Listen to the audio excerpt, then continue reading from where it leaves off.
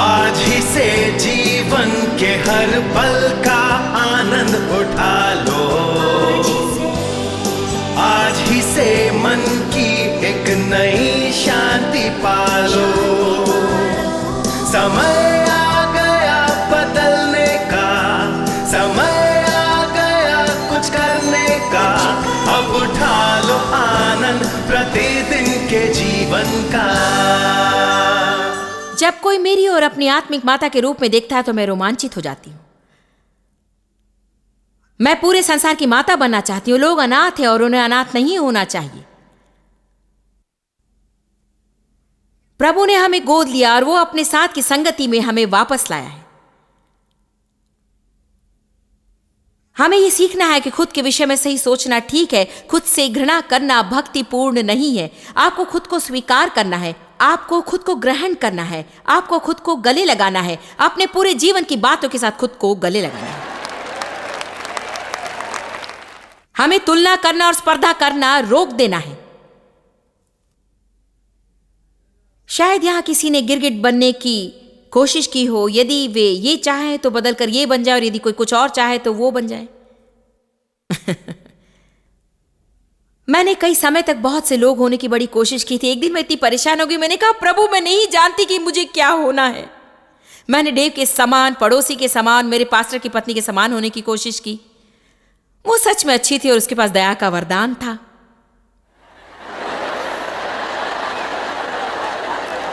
अब मुझे उसके विषय में आपको बताने की जरूरत नहीं है, ठीक? वो अच्छी और दयालु और मधुर थी और मैं तो मानो प्रभु आशीष दे।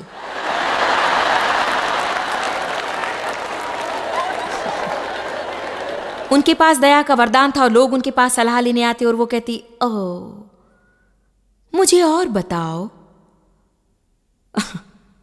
और मैं सोचती ठीक है, मैंने काफी सुन लिया।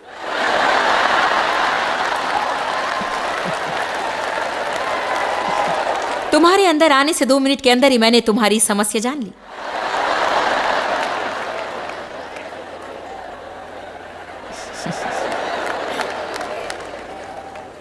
जानते हैं, धार्मिक समाज मुझ पर मेरी कही हुई बातों से भी अधिक इस बात के कारण क्रोध करते हैं कि मैं खुद को पसंद करती हूं।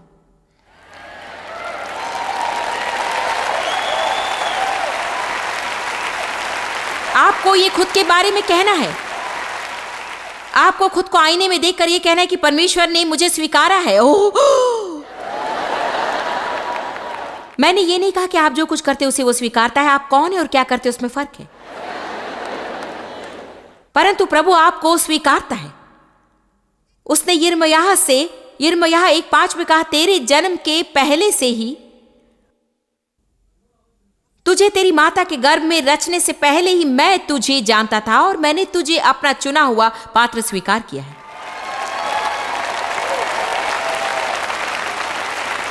और यिर्मयाह डरा हुआ था, वो लोगों से डरा हुआ था और प्रभु ने उसे उसके डर के विषय में सुधारा। तो वो जानता था कि यिर्मयाह में गलतियां थी। वो जानता था कि यिर्मयाह सब कुछ सही नहीं करेगा और फिर भी परमेश्वर ने कहा मैं तुझे जानता हूं। वाह, इसका क्या अर्थ है? जो कुछ तू गलत करेगा उससे मैं जानता था। हर एक फालतू की बात जो तुम कहोगे उसे मैं जानता था जॉयस। और मैंने तुझे अपना चुना हुआ पात्र चुना है और मैंने तुझे देशों के लिए भविष्यद्वक्तिनी चुना है। परमेश्वर तुम्हें उपयोग करना चाहता है। आपकी कमजोरी में उसका बल सिद्ध होता है। हालेलुया। आपको सही सोचना सीखना। और मैं ये नहीं कह रही कि खुद से प्यार करो, परंतु आपको खुद से संतुलित रूप में प्यार करना है। यहां एक अंतर है। हम स्वार्थ, स्वयं पर केंद्रित होने के विषय में नहीं कह रहे ये सब मेरे विषय है और मैं अद्भुत हूं, परंतु हम ये कहने योग्य हो कि मेरी ये समस्या है। मैं परमेश्वर से प्यार करती हूँ और मैं चाहती हूँ कि वो सब समस्या दूर कर दे। मैं प्रभु के सामने उससे वो बातें मांगती हूँ जो मेरे जीवन में होनी चाहिए और मैं मेरे मार्ग पर हूँ। मैं अब तक नहीं पहुंची, मैं यात्रा का आनंद लूंगी और यात्रा का आनंद लेने का भाग है कि मैं खुद में आनंद मनाऊं। बगल वाले व्यक्ति से कहे, मुझे भी मुझसे प्यार करने के लिए आपके समान होने की जरूरत नहीं है।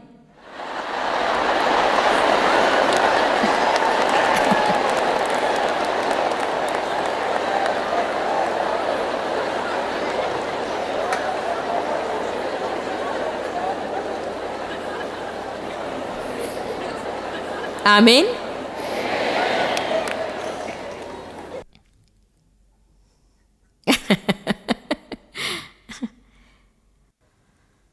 बाप रे, पिछले साल सबसे बुरी घटना हुई थी। वो क्रिसमस की छुट्टियों का समय था और मैं शॉपिंग कर रही थी। मैंने दुकान से कुछ खरीदा और उस महिला ने मुझसे कहा, मैंने आपको टीवी पर देखा है, परंतु मैं मसीह नहीं हूं। उसने कहा, मैं पहले थी परंतु अब मैं ये हूं। और उसने उस सच में झूठी श्रद्धा के विषय, जो एकमात्र सच्चे परमेश्वर की आराधना नहीं करते, और मैंने कहा हां। उसने कहा, मैं आनंद लेती हूं परंतु मैं मसीह नहीं हूं। और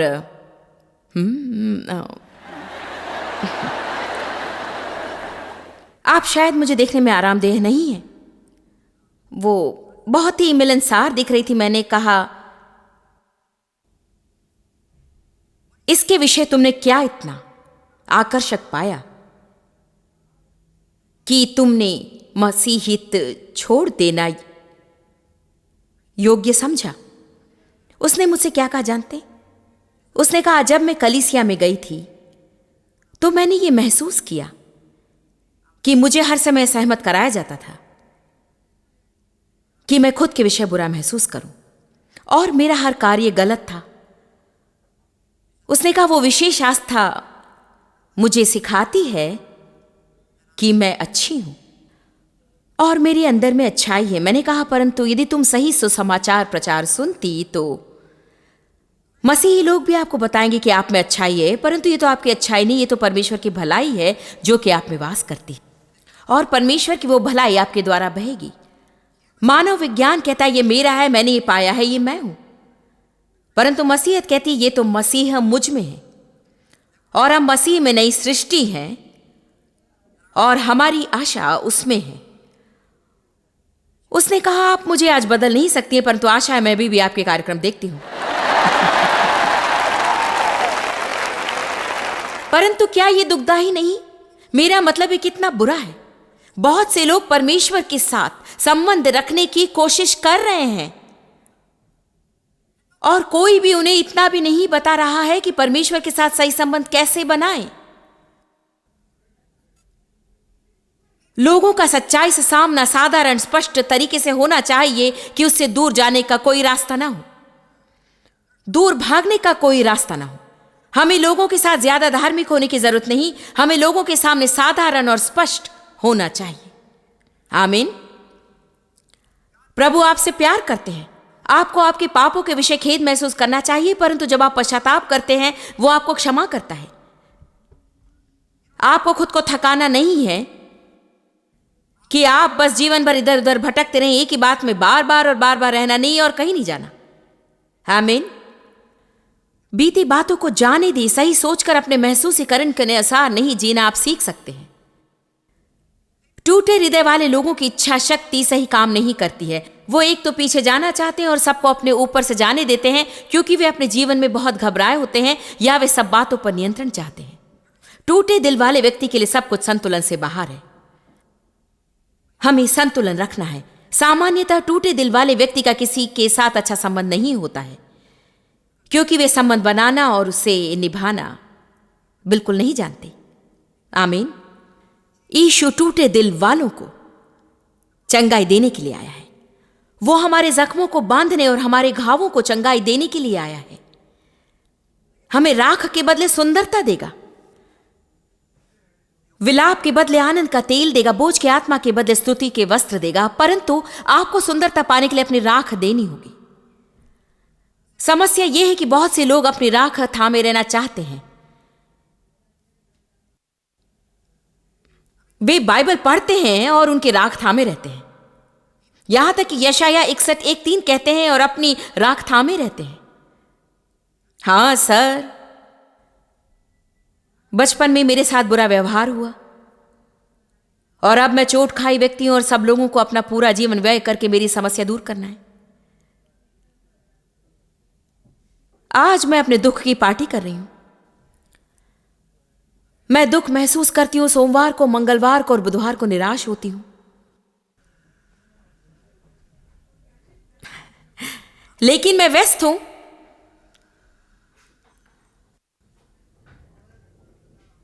कुछ लोग तो धार्मिक रूप में व्यस्त होते हैं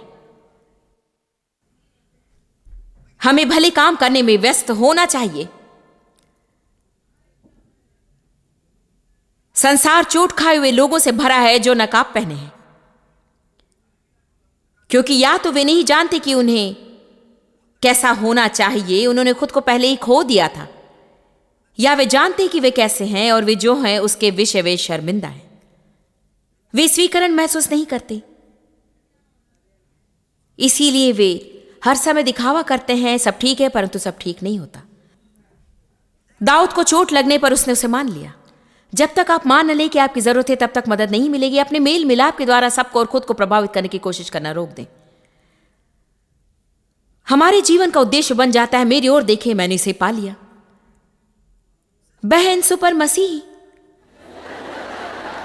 भाई संत, हम सुपर भीड़ बनना चाहते हैं। सुपर और भीड़ एक साथ नहीं चलती हैं। ईशु ने हमें भीड़ कहा है क्योंकि भेड़ें बोलती नहीं। उनकी अगुवाई न हो तो वो भेड़शाला से बाहर नहीं जा सकती। वे तो जहरीली झाड़ियां और सब तरह की चीजें खाएंगी। जब हम परमेश्वर के साथ संबंध में आते हैं, और मैं सोचती हूं कि यह बहुत अद्भुत है, वहां पर तो एक अलौकिक आदान प्रदान होता है। वो हमारे पाप उठा लेता है, अपनी धार्मिकता हमें देता है। वो हमारी शर्म लेता है, अपनी धार्मिकता हमें देता है। वो हमारा दोष ले लेता है, हमें अपनी धार्मिकता देता है। जब मैंने डेव से विवाह किया, उनके पास कार थी, मेरे पास नहीं थी। जैसे ही मैंने कहा मेरे पास है, मेरे पास कार आ गई।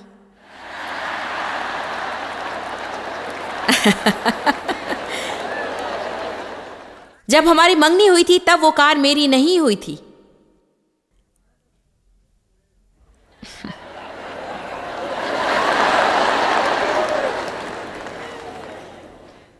जब हमारी मंगनी हुई थी तब मुझे उनका नाम नहीं मिला था। आप लोग समझ रहे हैं ना? आप बस यीशु के साथ मुलाकात कर रहे हैं, आपने अब तक करता हूं नहीं कहा।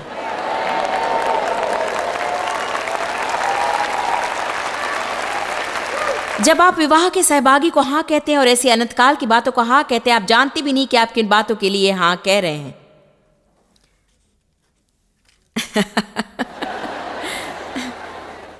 हमें आज वहां अनंतकाल की हां परमेश्वर से कहनी है। किसी भी बात के लिए हां प्रभु, मैं तुझ पर अपने जीवन के लिए भरोसा करती हूं। जो कुछ तू मेरे साथ करना चाहता है, मैं चाहती हूं कि तू करे। तेरी योजनाएं शायद मेरी योजना न हो, परंतु मैं करती हूं, कहती हूं, मैं हां कहती हूं। जानते हैं क्या होता है जब आप सच में उसका अर्थ जानते हैं और हम परमेश्वर को अनंत काल के हां कहते हैं और हम परमेश्वर के साथ गंभीर संबंध में प्रवेश करते हैं। और बस कलीसिया में जाना और परमेश्वर के साथ गंभीर समर्पित संबंध रखने में बहुत ही फर्क होता है। हां, अंतर है। फरवरी 1976 में मैं एक बहुत ही गंभीर समर्पित विश्वासी हो गई। मैं उसके पहले मसीह थी और विश्वास था कि स्वर्ग चली जाऊंगी। मैं अनुग्रह का संदेश समझ चुकी थी। मैं परमेश्वर से प्यार करती थी, परंतु मैं भी आपको बता सकती हूँ कि मेरे जीवन में कोई विजय नहीं थी और मैं किसी पर भी सकारात्मक रूप में असर नहीं डाल रही थी। मैंने अनंतकाल की हां नहीं कही थी। मेरे पास मेरी योजनाएं थी और मैं चाहती थी कि प्रभु उसे आशीष दे। आमीन। परंतु मैं आपको बता सकती हूं कि जब मैंने डेव से विवाह किया, जो कुछ उनका था मेरा हो गया और जो मेरा था उनका हो गया। हाँ, व्यवहार का उत्तम भाग मुझे मिला क्योंकि उनके पास बहुत कुछ वस्तुएं थी और मेरे पास कुछ नहीं था। अचानक मैंने फर्नीचर, एक घर और एक कार पाई। हालेलुया! ये अच्छी लेन देन थी। देखिए, जब आप यीशु के साथ संबंध में आते हैं, वहां अलौकिक आदान प्रदान होता है। वो आपकी गड़बड़ी लेता है और अपनी धार्मिकता आपको देता है। आप उसे अपनी राग देते हैं, वो अपनी सुंदरता आपको देता है। जो विलाप करते उन्हें वो सांत्वना देता है। बोझ की आत्मा की बजाय स्तुति के वस्त्र। और यह अद्भुत है, एक अलौकिक आदान प्रदान। निराशा के बजाय आशा, गरीबी के बजाय बहुतायत, परंतु हमें निवेश करना है, अपनी राख उसे दे दे। हां, मैं खुद के विषय दुख महसूस करती थी, हर समय अपने ऊपर दया करती, हफ्ते में कई बार, और जब कभी डेव ये साबित नहीं करती कि वो मुझ में प्यार करते तो मैं खुद के विषय खेद करती थी, क्योंकि मैं असुरक्षित थी। मैंने पूरा दिन काम करके अच्छा भोजन बनाया और आपने मुझे ये भी नहीं बताया कि ये अच्छा है। ठीक है, बस वहां जाकर बेसबॉल गेम देखो, जाकर बच्चों के साथ खेलो, और मैं यहाँ बैठकर ये गंदगी साफ करती हूँ और सोचती हूँ कि हम ये बिल कैसे चुकाएंगे। कोई मुझसे प्यार नहीं करता, मेरा जीवन किसी काम का नहीं। यदि मेरे साथ बुरा व्यवहार नहीं हुआ होता, मैं आपको बताऊं, मैं जाकर अपनी राख लेकर आती, उसे खोलकर उसे देखती और रोती रहती थी। दुख प्रकट करना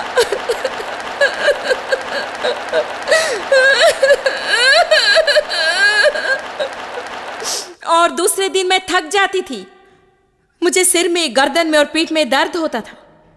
मुझे डॉक्टर के पास जाना है, मुझे नहीं मालूम मुझ में क्या गलती है, न जाने मुझे क्या हो गया, शायद ये मेरे हार्मोन्स होंगे, मुझे मालूम नहीं वो क्या है।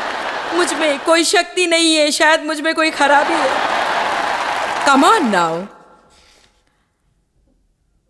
डॉक्टर ने कहा कि मुझे मालूम नहीं कि कितने प्रतिशत हमारी बीमारी और लक्षण से अधिक प्रतिशत तो असली होते हैं, परंतु वे तो भावनात्मक बातों से जुड़े होते हैं। ऐसा नहीं हो सकता कि आप हमेशा परेशान रहें और वो आपको प्रभाव न डाले। आमीन। अपनी रॉकिंग चेयर से उठ जाइए। देखिए यूहन्ना 11।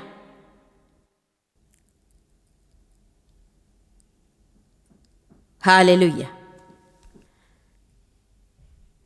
यूहन्ना 11:21। मार्था ने यीशु से कहा, स्वामी यदि तू यहां होता तो मेरा भाई नहीं मरता था।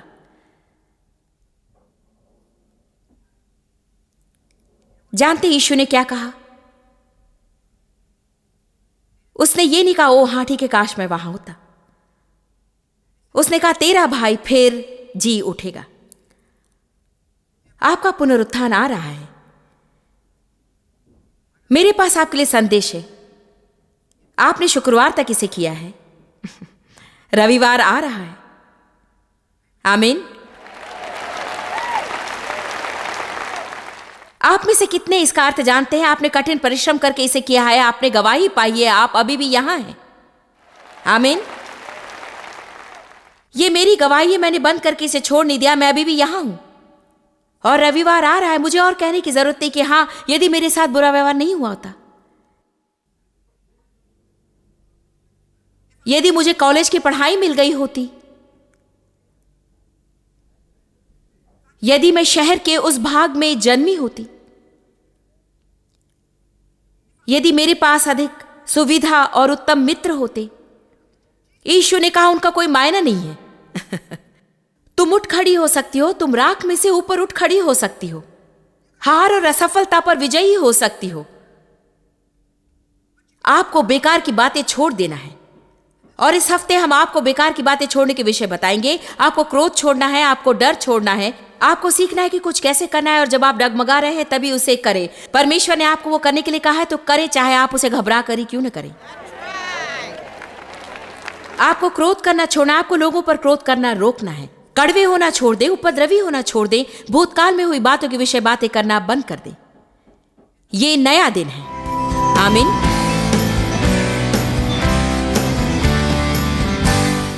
भजन 46 पद 1 कहता है कि परमेश्वर हमारा शरण स्थान और बल है, संकट में अति सहज से मिलने वाला सहायक है।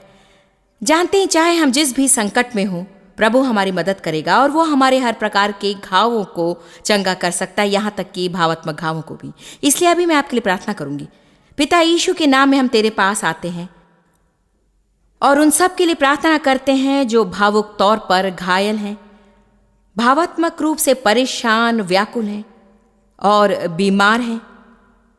लोगों की भावनाओं का स्पर्श करने के लिए हम आज ही तेरा धन्यवाद करते हैं। हम प्रार्थना करते हैं भावात्मक चंगाई और भावात्मक संतुलन के लिए और आनंद के लिए।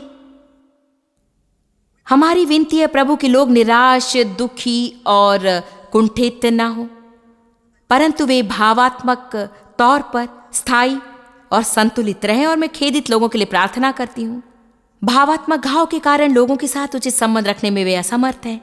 और आज मैं विनती करती हूँ प्रभु कि इन सब में तू अद्भुत कार्य आरंभ कर और उन्हें अपना नियुक्त कार्य करने का अनुग्रह दे कि वे अध्ययन करें, सीखें और बढ़ें और दैनिक जीवन में वचन का अभ्यास करें। यीशु के नाम में आमीन। अच्छा, मैं मानती हूँ कि ये आपके लिए एक नई शुरुआत होगी। प्रभु आपको आशीष दे। हम आपकी सेवा करने के लिए तैयार हैं।